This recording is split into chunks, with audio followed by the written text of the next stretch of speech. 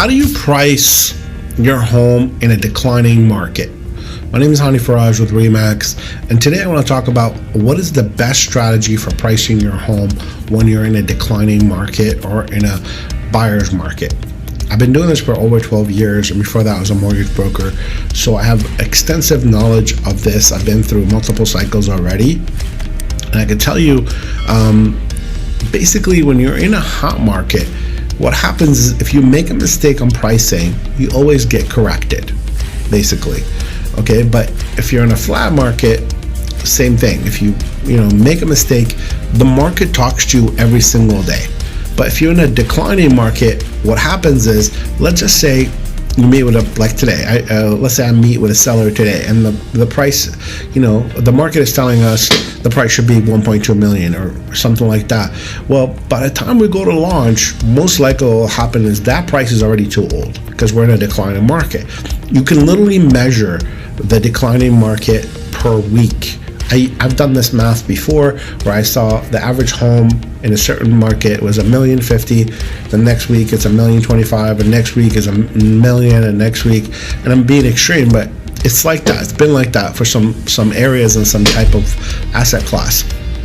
Okay, when you're in a declining market, you almost have to price ahead of the market and hope and pray that you're not kind of that it's enough, if that makes any sense, because what you are trying to do, you're trying to steal other people's traffic from other listings around you. Okay, if it's a house, it's a little harder. If it's a condo, it's a lot easier to do because usually there's multiple listings in the same building, so you're trying to take their traffic. Because somebody wants to see a condo for, let's say, $1 million, and you're listed at $999 or $950 or $975, you're like, oh, I want to see that one too. It's similar, same thing, and it's cheaper. That's how you do it. So recently something happened where we listed a property that had a recent sale. I'm not talking about a month ago, a year ago. It was like literally a week before we listed, and I don't want to say too much about it, but we took that and we're like, okay, this property is renovated, it is one floor lower, similar everything, let's go and put this price. And the price was just slightly above because we're a higher floor, and I said, look, we got to be aggressive. So we painted the house, we staged it, we actually put real furniture in there, not virtual staging. And all of a sudden something happened. We put it on the market, and we got tens and tens of showings right away, and we had an open house Saturday and Sunday. And there's something in my market, it's called a DRPO, which means you put a specific time in place for a offer presentation, which we had a weekend, two different weekend open houses, and we ended up getting 18 offers on it. Okay, and I'll be honest with you, I was more surprised than most people, but I forgot the power of pricing your property perfectly each and every time, and also pricing ahead of the market. We ended up selling for 18% more than the last sale. 18%. It's not some small coincidence. It's a lot of difference. It's a lot of money, honestly. My clients were blown away. Other realtors were blown away. I just literally got a call right now, and the girl was like, how did you do that?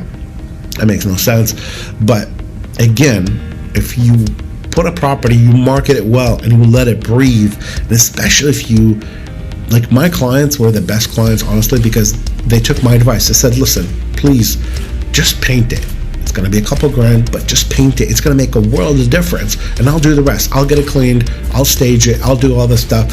So I got my team in there after it was painted, and it looked amazing, spectacular, and we sold it in like no time. So I'm really proud of the team. But people look at, they look at the property and they say, oh wow, you sold it in 5 minutes. How did you do that?